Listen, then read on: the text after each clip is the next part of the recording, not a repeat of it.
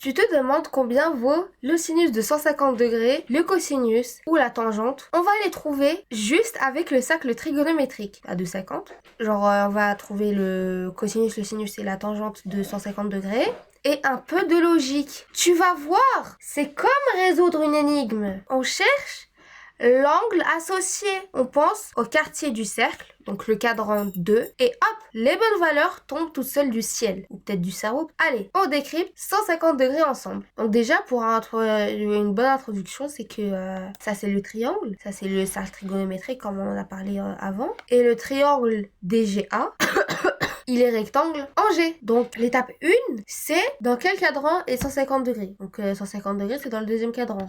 Ici, ça c'est le cadran 1, ça c'est le cadran 2, ça c'est le cadran 3, ça c'est le cadran 4. Donc on écrit le cadran I, cadran II, cadran III, cadran IV. Donc l'étape 2, c'est de trouver l'angle associé. Dans ce cadran, la formule de l'angle de référence est angle associé, donc c'est l'angle associé, est égal à 180 degrés moins 150 degrés. Et c'est égal à 30 degrés. Donc on utilisera les valeurs trigonométriques de 30 degrés avec les bons signes selon la zone.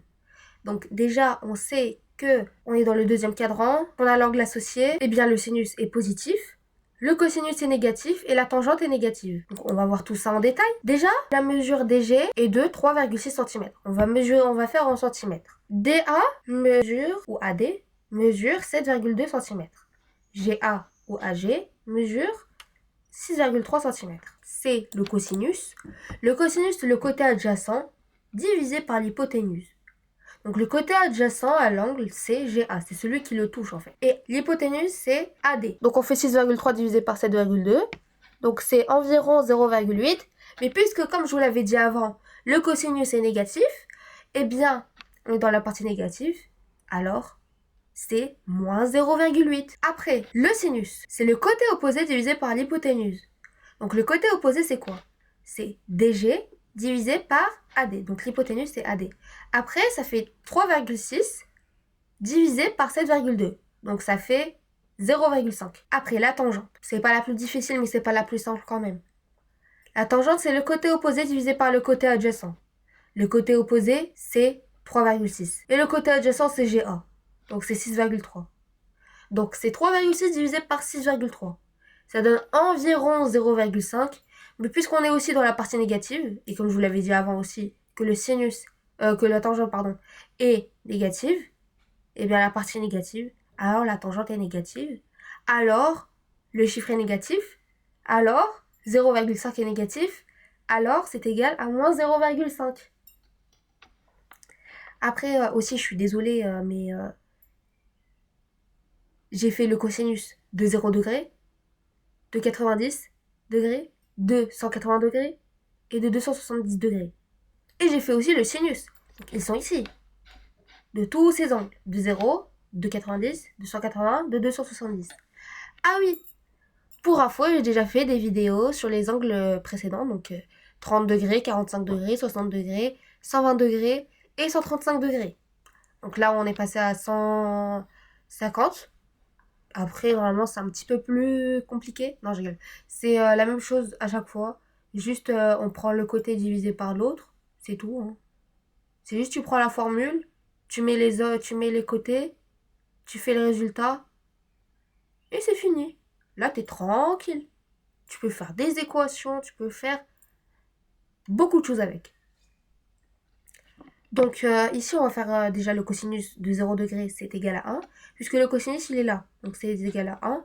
Le sinus, il n'y en a pas. Vous savez, le sinus, c'est comme ça, là. Alors, quand ça part comme ça, donc le sinus de 0 degré, c'est 0. C'est aussi simple que ça, hein. Je ne peux pas faire plus.